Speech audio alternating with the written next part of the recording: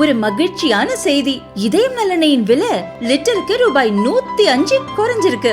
September 2023ல 1 litre இதயம் நல்லெண்ணெயின் அதிகபட்ச விலை ரூபாய் 503. ஆனா இப்ப 1 லிட்டர் இதயம் நல்லெண்ணெயின் விலை ரூபாய் 398 மட்டும்தான் தமிழ்நாட்டுல. அப்ப இனிமே எல்லாரும் இதயம் நல்லெண்ணெய் வாங்கலாம் இல்ல? பார்லிமெண்டின் இரு அவைகளிலும் நிறைவேறிய வக்ஃப் வாரிய சட்டத்திருத்த மசோதா ஜனாதிபதி ஒப்புதலுக்கு பிறகு இந்தியா முழுவதும் சட்டமாக அமலுக்கு வந்துள்ளது.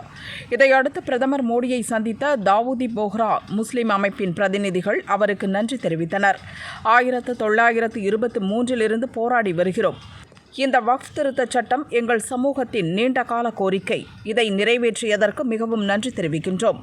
பிரதமரின் சப்கா சாத், சப்கா விகாஸ், சப்கா விஸ்வாஸ் எனப்படும் அனைவருடனும் சேர்ந்து அனைவருக்கும் வளர்ச்சி, அனைவரின் நம்பிக்கை என்ற தொலைநோக்கு பார்வையில் எங்களுக்கு மிகுந்த நம்பிக்கை இருக்கிறது என கூறினர்.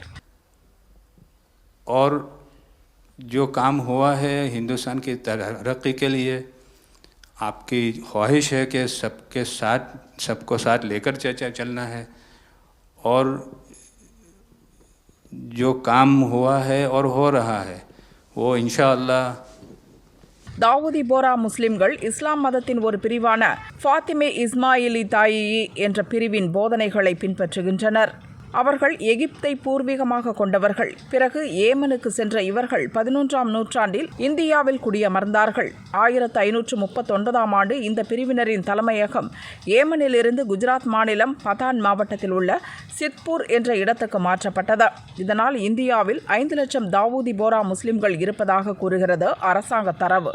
மத்திய பிரதேசம், மகாராஷ்டிரா மாநிலங்களில் அதிகம் வசிக்கின்றனர். இஸ்லாத்தின் 5 நெறிகளான குரான் ஓதுவது, ஹஜ், உம்ரா பயணம் மேற்கொள்வது, தினசரி 5 வேளை தொழுவது, ரம்ஜான் மாதத்தில் நோன்பிருப்பது, ஜகத் செலுத்துவது ஆகிய கடமைகளை கடைபிடிக்கின்றனர்.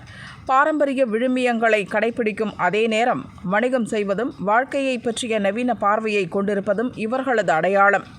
ஒரு சங்கத்தைப் போல அவர்கள் வாழும் பகுதிகளில் உள்ள தாவூதி போராக்களுக்கு நிர்வாகிகள் உண்டு.